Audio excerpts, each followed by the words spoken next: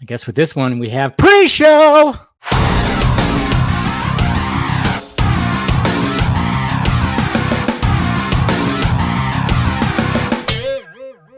What's happening, film friends? Dave the Film Junkie here. All right, before I go do a Film Junkie Live in about an hour or so, I thought I'd talk about this because a lot of people have been talking about it, and we'll talk more about it on Film Junkie Live, but just wanted to do like a little preemptive video to kind of talk about the two things that Zack Snyder graced us with. One thing we already knew, but a lot of people are talking about that some people got their panties in a twist in a bunch. And then the other thing is just another like cryptic puzzle thingy that we're like, what does it mean, Snyder? What does it mean? So that thing, of course, is the image that he posted being at the beach.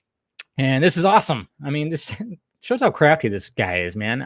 How do you make something like that in the sand? I mean, talented guy. So we got a skull with some snakes coming out of it. So what is it exactly? Well, I mean, there is such thing as a death and rebirth like skull that has a similar way to it. I think it's like almost like the Day of the Dead kind of style that I saw people talk about. So it's like, okay, this is like a rebirth. Just telling him with that, like that he's got a new rebirth when it comes to the universe that he was trying to accomplish a few years ago, right? And then some people were like, well, maybe it's a Army of the Dead thing. Yep, very well could be that as well. Maybe that's going to be what the logo might end up looking like. Me, I thought it was just he was showing what Jeff Johns looks like.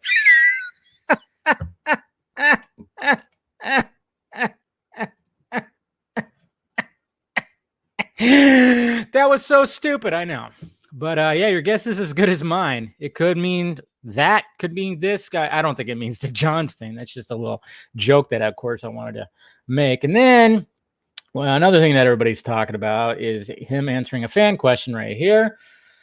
Right here, Maruf, he asked, did you have plans to dive deeper into the back? Well, first it was the cryptic message, a piece of art, and he said, no, Dick Grayson. I think this was somebody else, or this was responding to Hussein.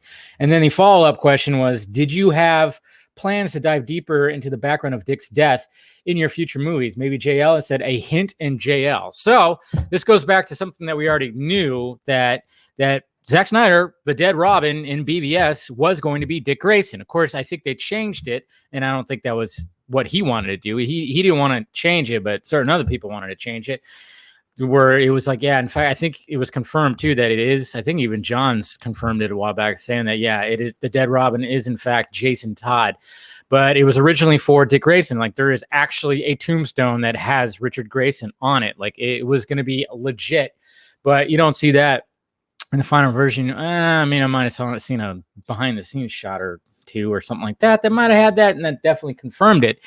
So that was, of course, cool. And a lot of people are like, no, I don't want that. I don't want that. And it's kind of funny when it comes to all that, when the source material gets changed. I mean, first off, like I said, Snyder wanted to, like, you know, yeah, he was starting a universe, but he had a one track of a 5-part story arc that had to do with Superman mainly. And then, of course, Batman was a big chunk of that.